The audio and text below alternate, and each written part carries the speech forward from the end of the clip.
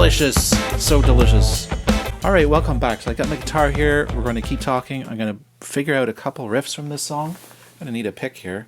And so, yeah, it starts off with a ton of energy. There is still that very kind of distinct inspiration from Led Zeppelin. They have a very, they kind of have a bit of DNA from Led Zeppelin in them because it seems to sprout up all the time.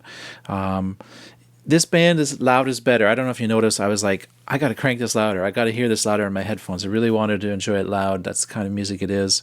The drummer is maniacal. Is that the word? There's a lot of deconstruction going on, little really cool effects like when he was singing and then his voice would sort of break up and deconstruct, you know, almost like the Matrix kind of turning into a digital zeros and ones thing. And there's some cool harmonizers, vocals. So when he's singing, it sounds like you can also hear him an octave up, sort of like a little Munchkin kind of voice or elf kind of voice or whatever.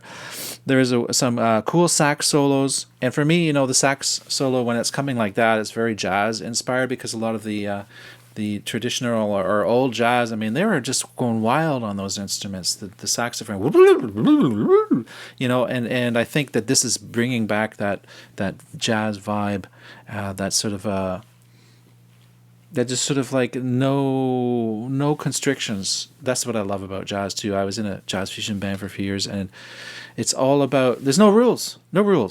And I think the Mars Volta kind of does that with music as well, with more rock music, right? Rock music does have some rules.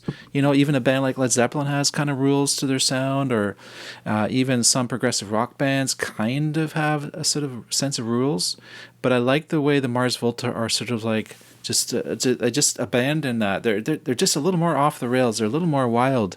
I guess King Crimson's can be like that too. I mean, a lot of these prog bands have their moments, and progressive music really evolves and progresses. Progresses. There you go. And when you just throw caution to the wind.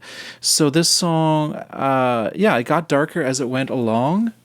And I'm wondering if that's setting the tone for the album. I know I've obviously seen a lot of your comments. I read every one that I can. Mostly, I think 99%. And a lot of you have mentioned how, there's some division about what's their best album, what's their weakest, strongest album. And that's the same with any band. It's not a big thing, you know. It's not a watershed, unusual thing. Any band that's got a long career, their fans are going to be have different opinions on what's their favorite, their peaks of their career. Usually the peak of the career is kind of pretty obvious. It's unanimous. Usually a lot of people can agree, that decade they were certainly their best. So it's all different measuring sticks. Let's just quickly look at some of their riffs on this. It tickles me, you know. These guys are really good at these awesome riffs. Okay, so I think it's doubling up. It's going I like that, and then there's a pause kind of, and just ringing out on that G, so it's going, and it reaches the G in a hurry. It kind of doesn't do it on an even note. It kind of keeps the song a little slightly off-kilter-ish, whatever. So that it anticipates. Oh, you can't even see my guitar. So sorry. Oh, I just realized you can't see my guitar. I gotta lower this. Hold on there. So it's like so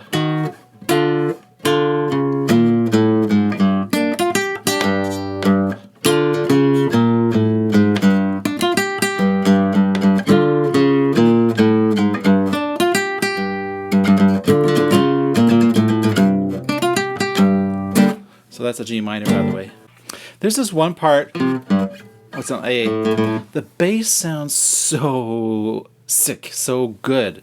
It's just holding an A, and it's about 4.5 minutes in, a little less than 4.5 minutes in. Delicious, so delicious.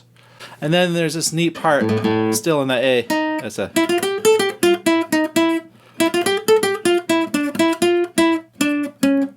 something like that.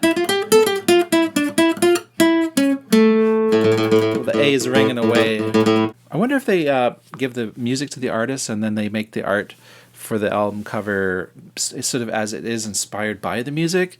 Anyways, that's the first of the reacts. I just wanted to get it kickstarted because I promised some of you before. I said I'm going to do it in March, and here I am. It's getting near the end of March and I'm running out of time, so I thought, I better cram this one in, get you guys tantalized, get myself tantalized to get ourselves moving into this album.